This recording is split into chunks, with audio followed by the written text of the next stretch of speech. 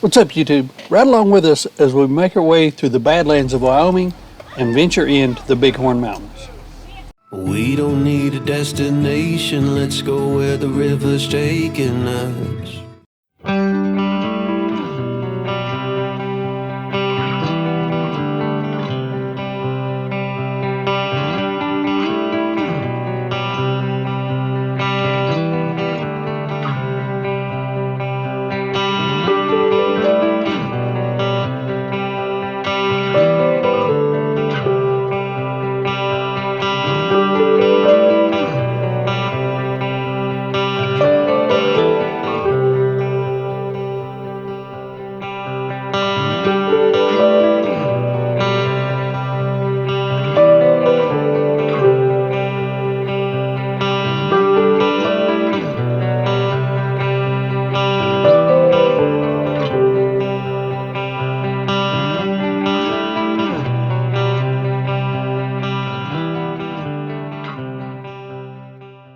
When we left you on the last episode, we found a beautiful reservoir just outside of Meeteetse to set up camp for the night.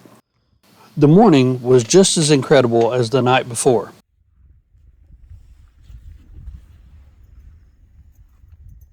We kind of took our time around camp this morning and even got to watch a good old-fashioned cattle drive.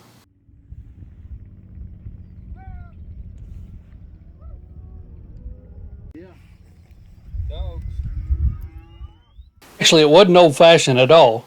They were using four-wheelers.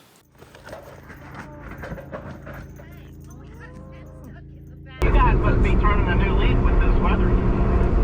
Man, I'm hoping so. I hope this kind of weather just follows us along. I've had enough of the rain. Joe was right. Things were really leaning our way as far as weather. We were just hoping that it held out for the rest of the trip. Our journey today would take us east. The plan was to go through the middle part of the state, through the badlands of Wyoming, and eventually make our way somewhere near the Bighorn Mountains for the day. The badlands of central Wyoming, between Cody and, let's say, Ten Sleeps, is an area that you don't hear a whole lot about, but it's just like being back in Utah.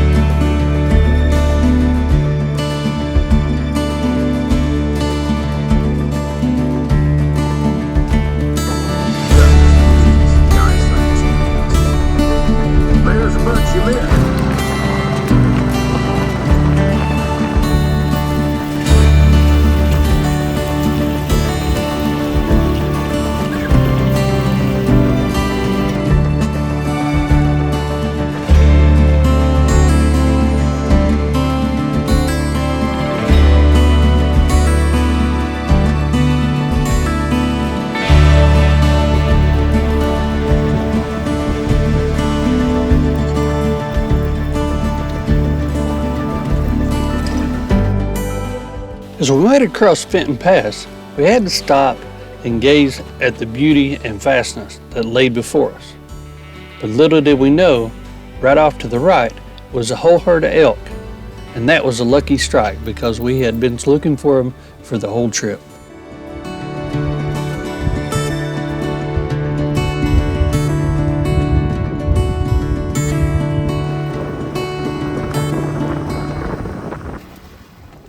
As you leave Fenton Pass, the views are amazing on both sides of the road.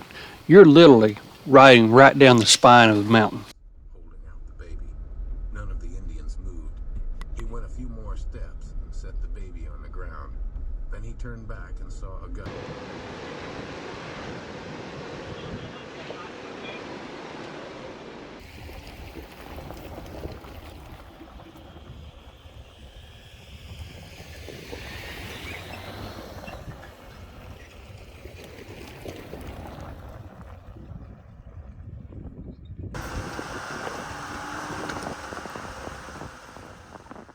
As we continued our trek east, we had the Bobcat Draw Badlands to our right and the Red Butte Wilderness area to our left.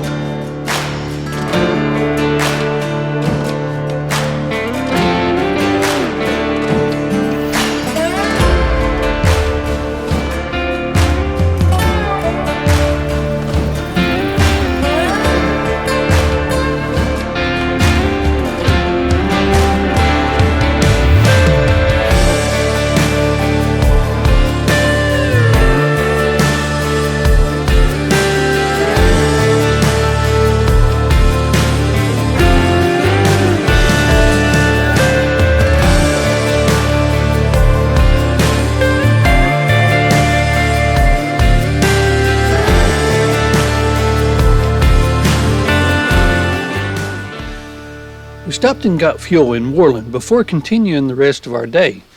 Joe and Misty had a special surprise for us just outside of Ten Sleep that they really wanted to show us, and that was where we were headed to next.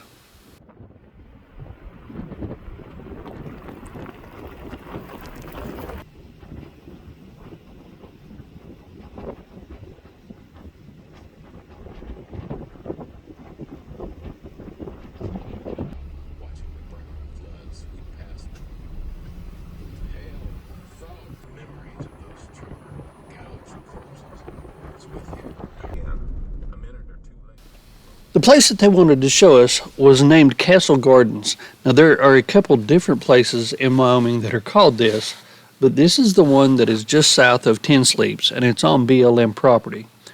It was a very, very cool area, and you can actually camp here. Josh, Joe, and Matt decided to hike to the top of the gardens. I decided to get a little more of a bird's eye view.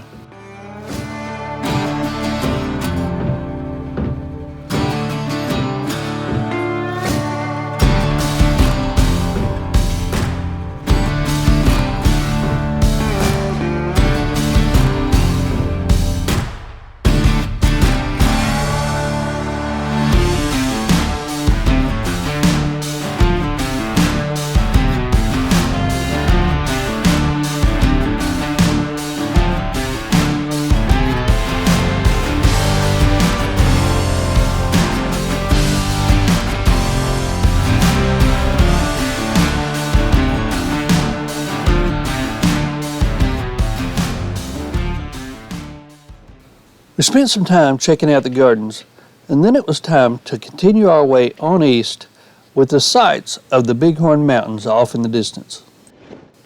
We made a couple stops here in Ten Sleeps before making our way onto US 16 along the Ten Sleep Creek. And this is where we would start really gaining some elevation, but the drive up through here is one that is absolutely incredible. In 13 miles, we gained just under 4,000 feet of elevation, and we were now firmly in the Bighorn Mountains.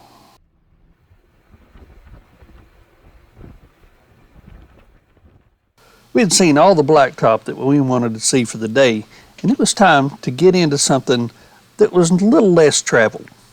Now, these were open Forest Service roads, but you could tell they did not get a whole lot of traffic.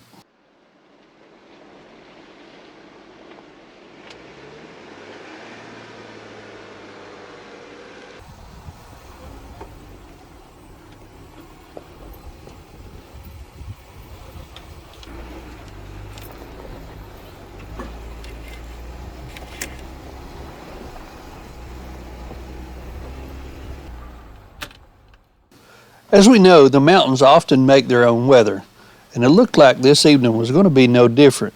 Off in the distance, we could see the clouds darkening. We also knew that it would probably get pretty windy, so we wanted to get down a little bit lower in elevation and try to find some cover. So that was the plan from here. The further we went out, the less traveled this track got, but we made sure with Gaia in the MVUM layer that we were on the right track and that we were on a legal trail. So we continued searching for a good camp for the night.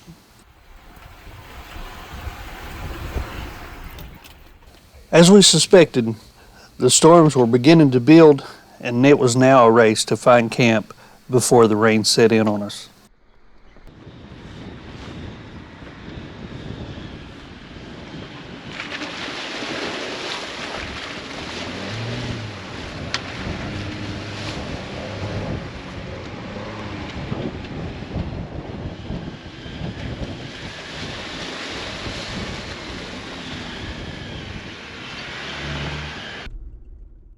We came upon a little bit better road in a saddle, and it had quite a bit of trees around it with some elevation on both sides of us. Right up into this little valley was the perfect place to set up camp for the night.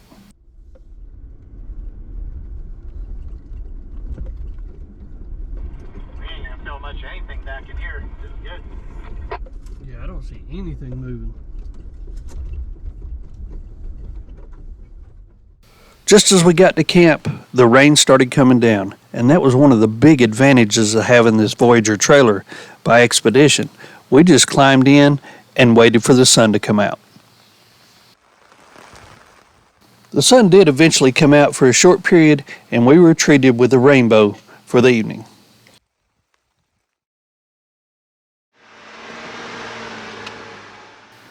The next morning, we were up and moving out of camp pretty quick, as we were all pretty excited to explore the Bighorn Mountains. We had a rancher stop by and ask us if we had ever been this way, and we told him we had not. He warned us that it got a little bit tight and there were some rocky sections down below. We told him that's exactly what we were looking for.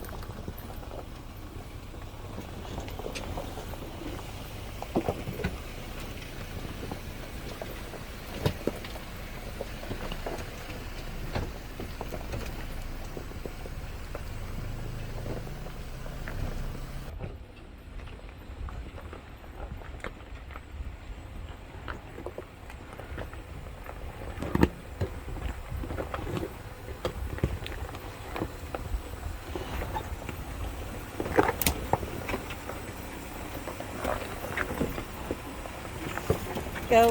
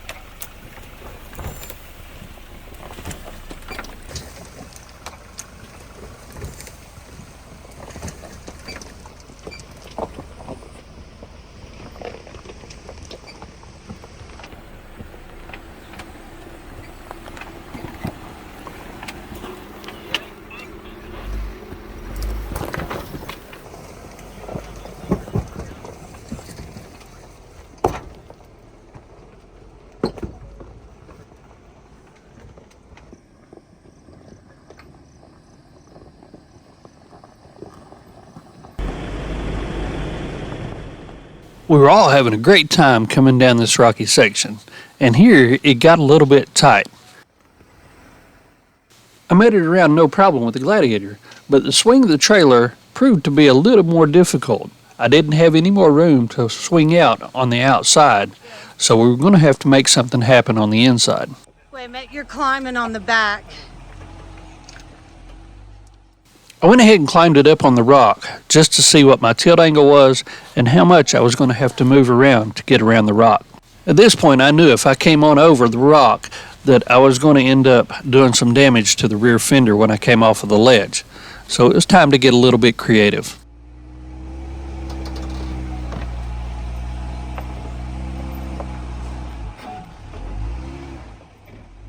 I decided to climb back up on the rock ledge and use my Red Arc Tow Pro to lock the rear brakes and to slide off of the side. That's too high, Bill.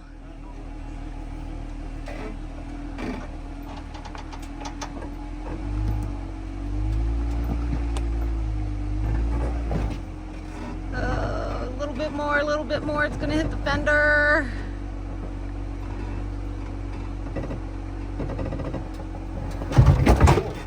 Oh. We owe Jeremy a rim.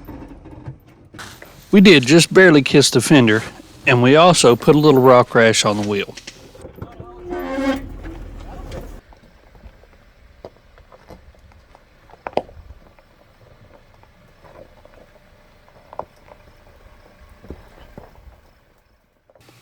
Next was Joe and Matt. With the short wheelbase of the JLEUs, they made getting around this rock look easy.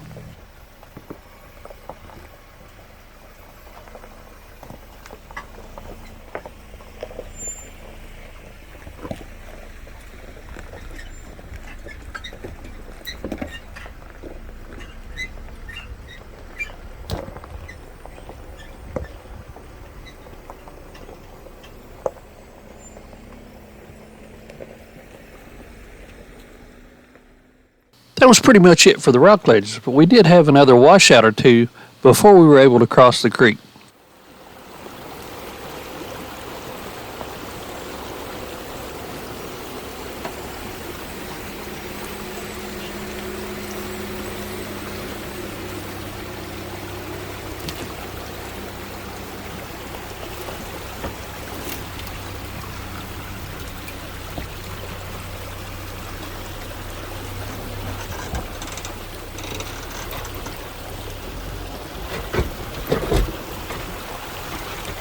You're good.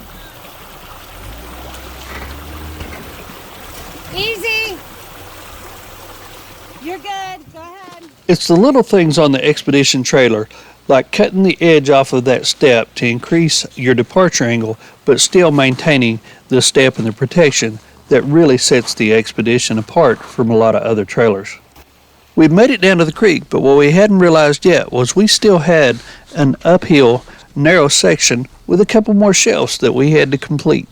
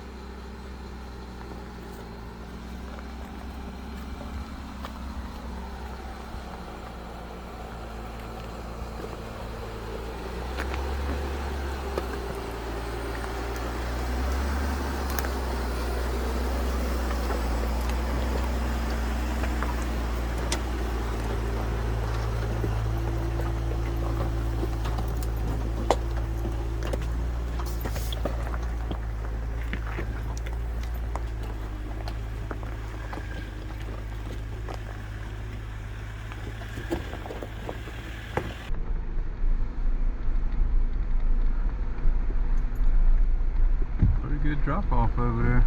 And that's why I said that.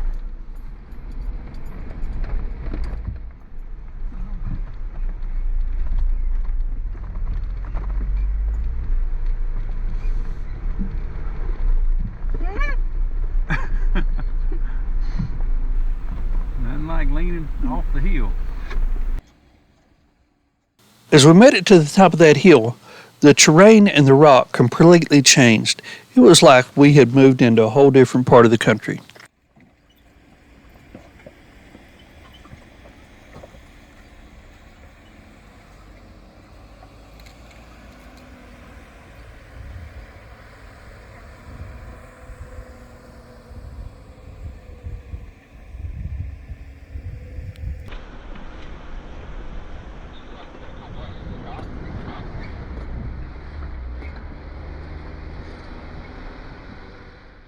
As beautiful as the view was from the trucks, we had to climb up on this rock formation to get a better view.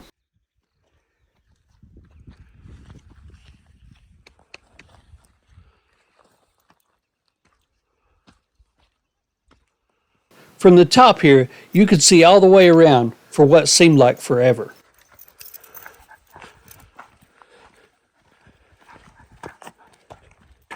Tons of people get to see Yellowstone and the Tetons, but not many get to see this view.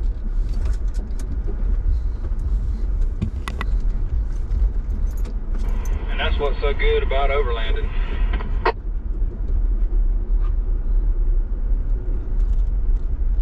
They can have it. I'd rather be out here. Yeah, you can look 360 degrees around you, Can we and not there's run in that hole? absolutely nobody.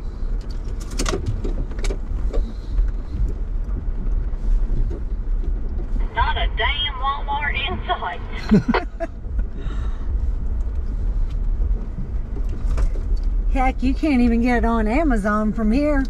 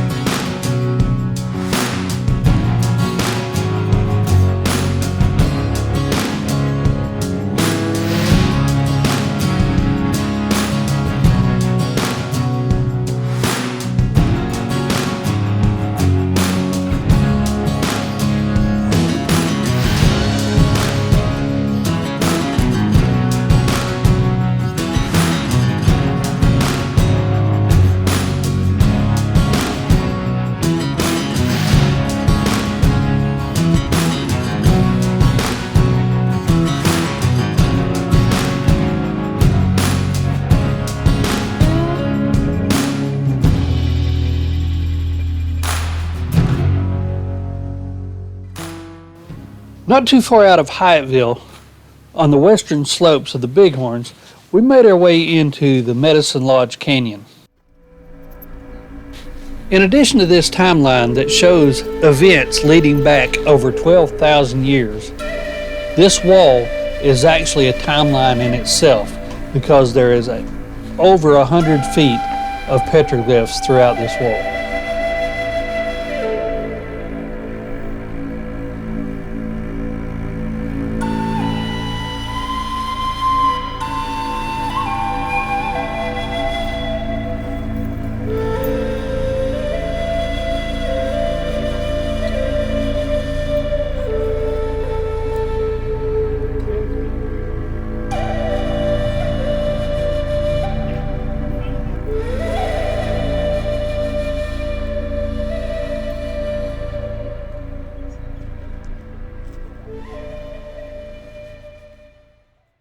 After taking a step way back in time, it was time for us to get back into the mountains. We headed east, back into the high country. And just like yesterday, the mountains decided to make their own afternoon weather.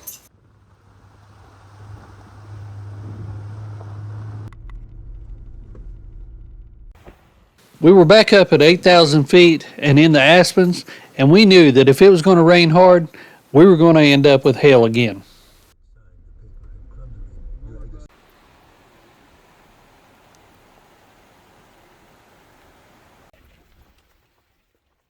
But before we encountered hail from the sky, we encountered one hell of a trail.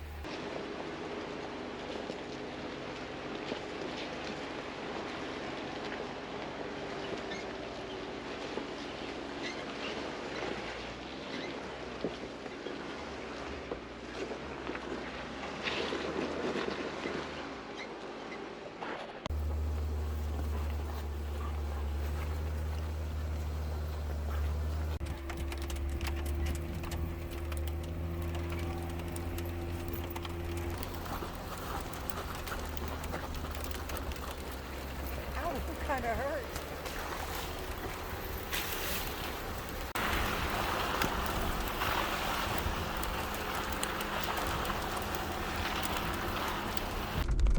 Of what? I don't know if I can stand 8 more days of this.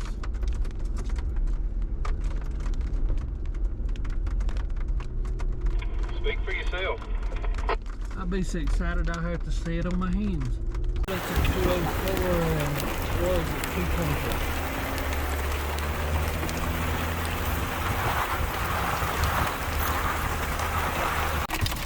We've gone through about everything today.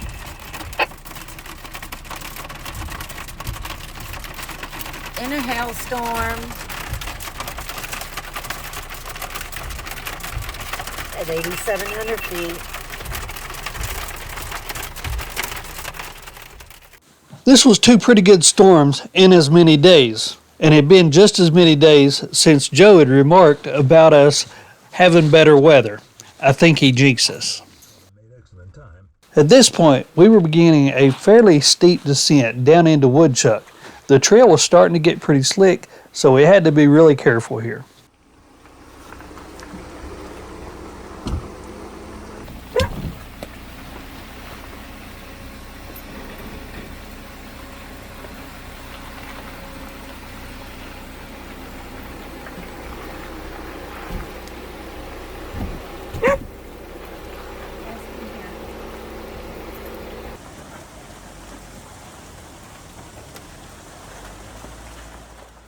By the time we had made it to Willett Creek, the rain had pretty much stopped and there was some sun starting to peek out behind the clouds.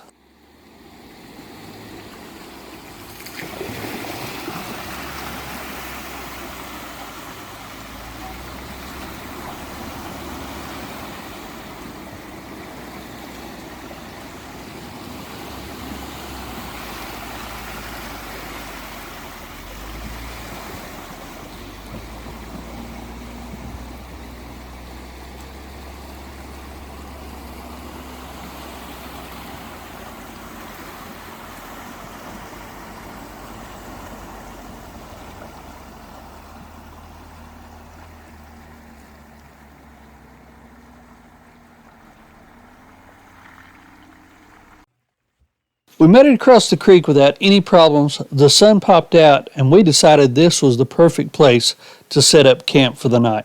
In addition to this being an absolutely, truly epic campsite, it also would give the trails a little bit of opportunity to dry out overnight, so hopefully they wouldn't be as slick or we wouldn't take more of a chance of tearing them up when we left in the morning. You got the zoomies, that water's refreshing. This was also a really good place for Aspen to spend some time out of the truck and stretch his legs some and run.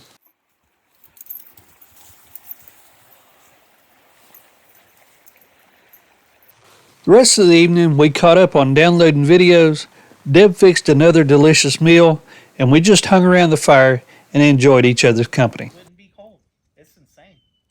We really hope you've enjoyed this episode, and we hope you stick around to the next one when we go rock crawling, get stuck in the mud, and visit the medicine wheel.